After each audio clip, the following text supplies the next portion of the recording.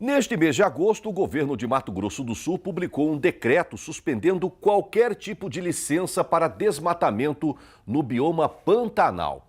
Os comentários a gente confere agora com o advogado Pedro Putini Mendes, especialista em legislação ambiental. Aqui na tela.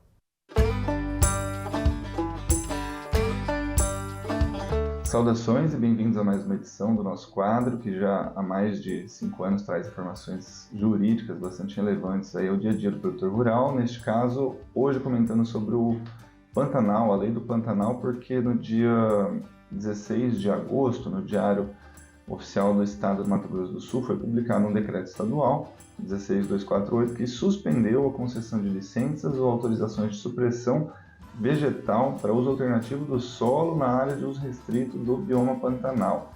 Em outras palavras, suspendeu licenças para desmate no Pantanal sul-mato-grossense.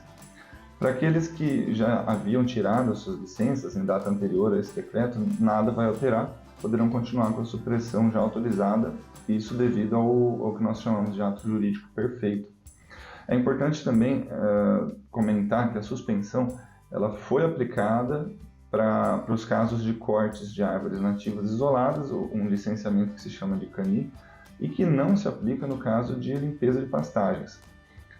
Porém, é necessário comprovar que essas áreas antes eram de campo limpo, né, e precisa caracterizar a presença de espécies invasoras que estão descritas nesse decreto, como, por exemplo, as espécies nativas chamadas cambará, pateira, pimenteira, aromita, lixeira, canjiqueira, e no caso das exóticas, né, de regeneração ou de invasoras, que tem a circunferência na altura do peito de 32 centímetros de diâmetro.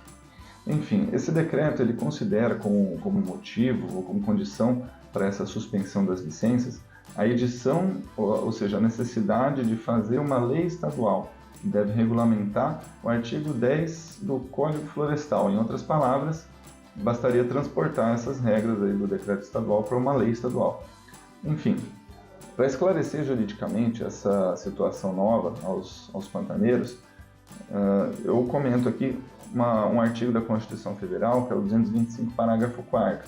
Ele determina que, tanto na floresta amazônica, quanto na Mata Atlântica, quanto no Pantanal, o uso desses biomas tem que ser feito na forma da lei, ou seja, precisa de uma lei, né, dentro de condições que assegurem a preservação do meio ambiente, inclusive a utilização dos recursos naturais.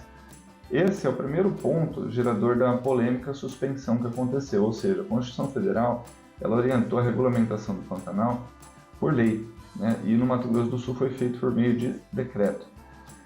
O Código Florestal, como lei que é, não fez uma regulamentação específica do bioma Pantanal, mas ele apenas orientou sobre a possibilidade de exploração ecologicamente sustentável e supressões por meio de autorização do órgão ambiental e recomendação dos órgãos oficiais de pesquisa. Ficou então uma lacuna na promulgação aí de uma lei com regulamentação do bioma pantaneiro, como foi feito no caso da Mata Atlântica, né, uma lei federal de 2006, o que não significa, né, que o bioma pantaneiro estava desprotegido, muito pelo contrário. Explorando essas lacunas que eu acabei de explicar, a polêmica foi ainda mais inflamada pela Advocacia Geral da União, junto ao Ministério do Meio Ambiente e Mudança do Clima, que no dia 17 de julho emitiu um parecer, e nesse parecer apresentou nas suas conclusões o seguinte, que o decreto estadual do Mato Grosso do Sul deve ser revisado com urgência. Esse parecer, no que diz respeito à supressão, ele parte de um raciocínio equivocado, né, de que o emprego pelo Mato Grosso do Sul de critérios inconsistentes ou desprovidos de respaldo científico consubstancia uma questão jurídica, né, o que eu vou explicar logo mais. E toma por base também uma nota técnica do Ministério do Meio Ambiente, que deveriam ser reavaliados os parâmetros da norma estadual a cada 5 anos. Em seguida, inflamando ainda mais essa situação, veio também uma nota técnica do Ministério do Meio Ambiente e Mudança do Clima, trazendo alguns dados para colaborar com a sua conclusão de que teria que fazer uma revisão, né, estabelecer critérios em todo o Pantanal, né, para a realização de estudos técnicos para fundamentar a exploração ecologicamente sustentável. E aí essa nota também acaba indo para o seguinte caminho, né? Uma estratégia também equivocada que orienta que essa regulamentação toda deveria ser feita pelo CONAMA, Conselho Nacional do Meio Ambiente. É algo que não é previsto em nenhum momento pela legislação brasileira, como eu acabei de explicar, né? Então isso tudo formou um contexto para polemizar as atividades agropecuárias pantaneiras, mesmo que essa nota do Ministério do Meio Ambiente não tenha incluído nenhuma informação sobre o eixo socioeconômico ou cultural, né, do nosso bioma pantaneiro, o que é muito importante quando se trata de exploração ecologicamente sustentável, né, porque temos esses eixos econômico, ambiental e o sociocultural.